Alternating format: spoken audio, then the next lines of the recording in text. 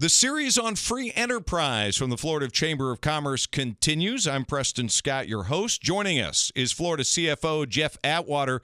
Mr. CFO, thanks so much for joining us this morning. Since taking office, you've really been a champion for small businesses here in the state of Florida. Last year, you hosted a statewide forum, and this year, you're partnering with the Florida Chamber and its local Chamber Federation members to host a series of small business discussions across the state. Tell us the reasoning behind it. Hey, first, thank you for letting me share some thoughts on such an important topic. Well, the bottom line is the Florida economy is driven by small business owners. 2.2 million small business owners across Florida, and we should be proud of that as Floridians. We should celebrate that as Floridians. We should be thinking every day, how do we encourage an environment where more of our fellow Floridians will have an idea, take a chance, build something, create something. And celebrate that. And 4 out of 5 of our fellow Floridians get up every day and they go to work at a small business. So it's what drives our economy first off. But secondly, you know, these small business owners are focused on the one initiative that they have. How am I today, how am I tomorrow going to create new top line revenue, build the business? How am I going to find more efficiencies? How am I going to make this thing successful? And they don't have the infrastructure to think about things that these forums that we are putting on together with the chamber in our local chambers have. For instance, learning more about economic data that would be relevant to the decisions they're making on inventory. To think about financing alternatives for a new piece of equipment, or possibly, moving the walls out and putting in another bay or more floor space. About human resource management, about supply chain management. Maybe about legal matters that they have faced, or they assume that they may face, or that they're presently in. What about local universities and small business development centers, or partners that they could develop with on product development? These are the things that small business owners, they're worried about unlocking the door in the morning. They're worried about getting everybody on the floor in the shop in the morning or on the construction site in the morning. So if we can bring some things to these local forums that they can be exposed to, that could help develop new efficiencies, new opportunities, solutions. That's what this is about. So that's why we're excited to be partnering with our local chambers and sharing some of this information. When you use the word efficiencies, that brings to mind, your role as Chief Financial Officer for the state of Florida. You get to watch the checkbook, obviously, and inspect it. And you've got to find ways to be effective and efficient. And in that process, you've had some revelations, I guess some insights, and discovered some what we might call some leakage in state contracts, which ultimately end up costing small business.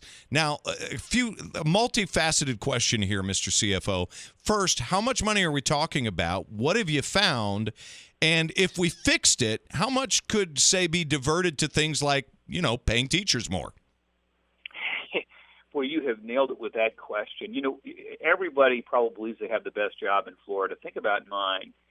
I'm trying to deploy the hardworking people of Florida's money in a way that really adds value. Every small business owner has to have a value proposition to compete every single day. Someone will choose their laundromat, their car auto shop, their dentistry office, whatever it is, because of a value proposition. Well, government should have the same expectation that for every dollar that's extracted from the working individual's pocketbook, that we have a value proposition, not just schools, but the best schools, and let us measure that. Not just that we build roads, but we build them well, and we build them ahead of schedule and below budget. So what I have found out is I went and looked at, of the $70 billion state budget, how much goes out in the form of a contract. That means it's not a dollar to a highway patrol officer or a direct dollar to a teacher, but a dollar that is for the people of Florida, but a vendor actually provides that service. Well, $50 billion of the $70 billion budget goes out to a vendor.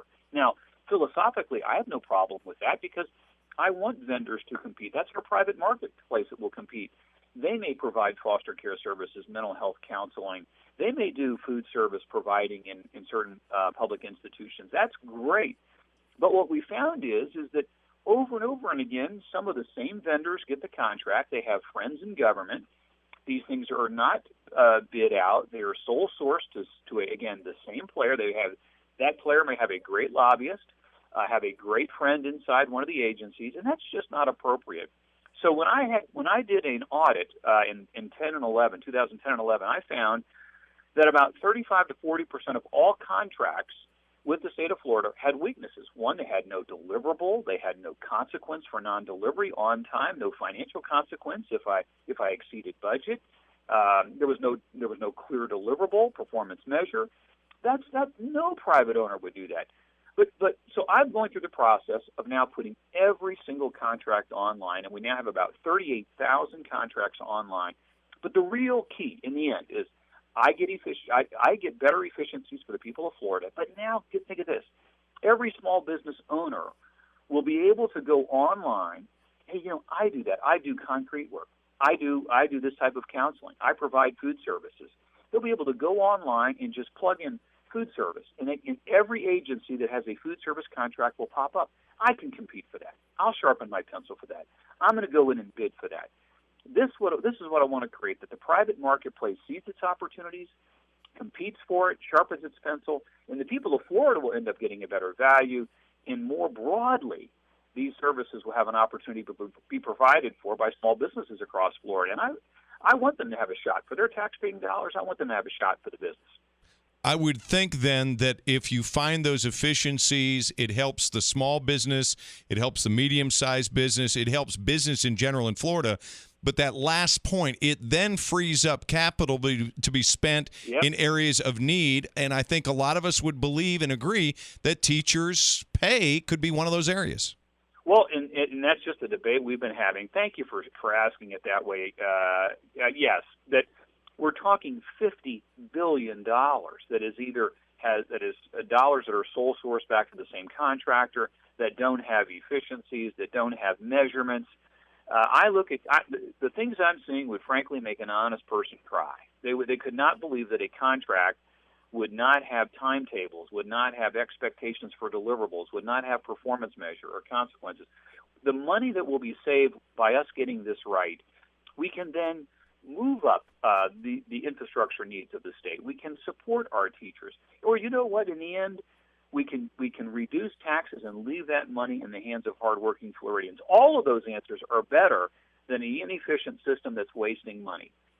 Mr. CFO, despite the regulatory tsunami that is out there, the gridlock that we are seeing at the federal level in Washington, D.C., the Florida Chamber, along with elected leaders like yourself, are looking for ways to make Florida the leading job creator state in the nation. Small businesses, how do they factor into that? Boy, they are the key to this. Florida, we talk about the headline that we brought this company to Florida with so many jobs, or that this industry has been in Florida and has this many jobs.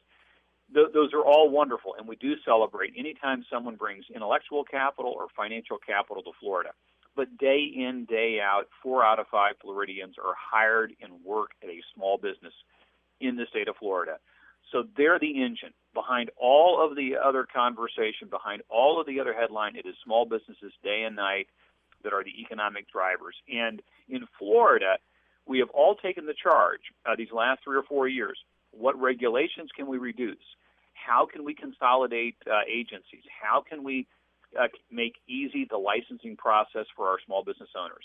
In our shop, we have gone through every division and reduced regulation. We created a one-stop shop now, so that if you are in a particular industry and you're calling the state of Florida to get your business license, we know immediately, does it involve the healthcare industry and healthcare regulation? Would it involve an EPA need? Would it involve something to do with human resource management that has different licensing? So then, rather than you having to figure out how you go across all these agencies to get what you might need because of legal counsel, when you contact us now, we'll be able to say, here's what we need, and we can go ahead and do this online one time and begin to connect with those other agencies so they all can be working at the same time rather than you doing it one after the other after the other. So it's basically, again, celebrating the small business owner, championing the entrepreneurial spirit, doing whatever we can for small businesses to succeed in Florida. CFO Atwater, you have had a long-standing partnership with the Chamber, and the Chamber is trying to create wins for small businesses across the state, as you well know. Right now, because of the technology that we bring to bear here online, you're able to speak to members, or perhaps even businesses that are not necessarily engaged with the chamber, on all the various issues that make or break small business success. Costs of insurance, reducing bureaucratic red tape, reducing frivolous lawsuits, etc. With a captive audience that you have right now, because they're choosing to listen right now, what would you say to small business in Florida? We want to make your life easy so that you can focus on your business model and your customer. And this is what our chambers are doing so well. And I hope this is what people would find that Florida government is now working to achieve. And that is, you stay focused on your business model, focused on what you need. And when you're involved with a local chamber, you're having the chance to network. You're going to build relationships. You're going to build relationships with people who you will find you share common customers, and you can begin to refer business back and forth. You're going to find out that you're going to network with businesses that will want to start doing business with you. You're going to find out that you're going to be working with people that building consensus in a chamber format will be able to take it to local officials and knock down the barriers that local officials may be having in a city or a county to getting a permit, getting the availability of certain geographic permitting and exceptions to do work in certain communities. You're going to be working with state leaders on policy issues, whether it's the cost of workers' comp insurance, whether or not it's litigation reform issues that are driving up costs in your business. So basically, these local chambers can be such an answer to someone who is out there working to build their business. Additional resources, new networking, partnership development. That's what we would hope to expose our small businesses to that are not yet part of our local chambers, so that they can see the benefit of how this can help them grow their business. Florida Chief Financial Officer Jeff Atwater. Mr. Atwater, thanks so much for the time this morning. Hey, thanks for letting me join you, and thanks for letting us together celebrate the entrepreneurial spirit and the American spirit here in Florida.